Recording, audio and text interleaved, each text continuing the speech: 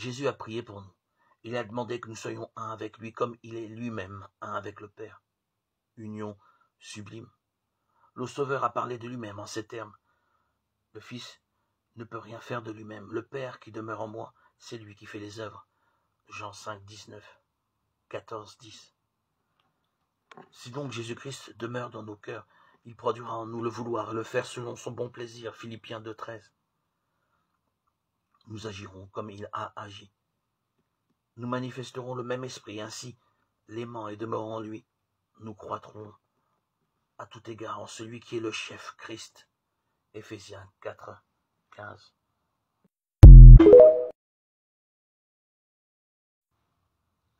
Ils se réunirent après l'ascension impatients de présenter au Père leurs requêtes au nom de Jésus. Respectueusement prosternés dans l'attitude de la prière, ils répétèrent ces paroles. Ce que vous demanderez au Père, il vous le donnera en mon nom.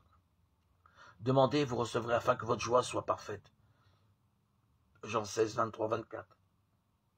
Avec une pleine assurance, ils s'écrièrent, Christ est mort. Bien plus, il est ressuscité. Il est à la droite de Dieu et il intercède pour nous. Romains 8, 34.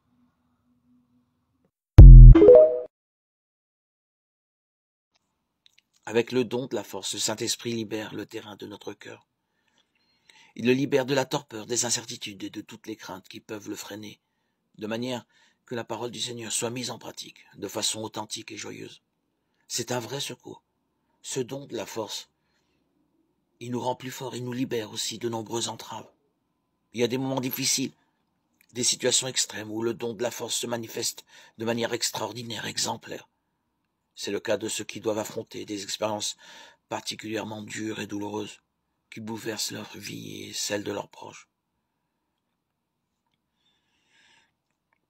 Nous voyons de nombreux témoignages de frères et sœurs qui n'ont pas hésité à donner leur vie pour rester fidèles au Seigneur et à son évangile. Aujourd'hui aussi, dans bien des parties du monde, il ne manque pas de chrétiens qui continuent de célébrer leur foi et d'en témoigner, même lorsqu'ils savent que cela peut coûter un prix plus élevé. Mais pensons à ces hommes, ces femmes qui mènent une vie difficile, luttent pour faire vivre leur famille, éduquer leurs enfants. Ils font cela parce que l'esprit de force les aide. Ce don doit constituer la note de fond de notre être de disciples du Christ. Dans l'ordinaire de notre vie quotidienne, rappelons-nous ceci.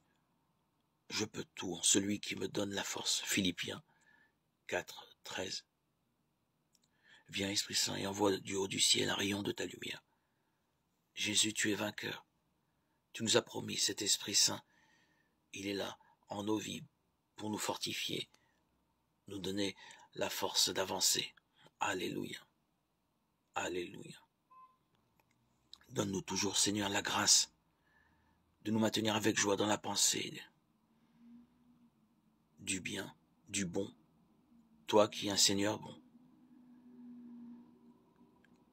Que tu puisses toujours, par ton esprit, nous venir en aide et que nous puissions prendre appui sur le réconfort de Dieu. Par notre baptême, nous sommes envoyés avec la conscience d'être des hommes pardonnés pour devenir des missionnaires, des messagers, à la manière de Jésus blessé, mort et ressuscité, car notre mission en tant qu'ambassadeur de Christ, ministre, témoin, missionnaire. Aujourd'hui comme hier, nous devons témoigner de la force de la résurrection dans les blessures de ce monde. Ainsi, nous sommes appelés à avancer humblement sur le chemin de la sainteté, en aidant les disciples de Jésus-Christ à répondre à leur propre vocation baptismale, pour qu'ils soient toujours davantage missionnaires, témoins de la joie de l'Évangile.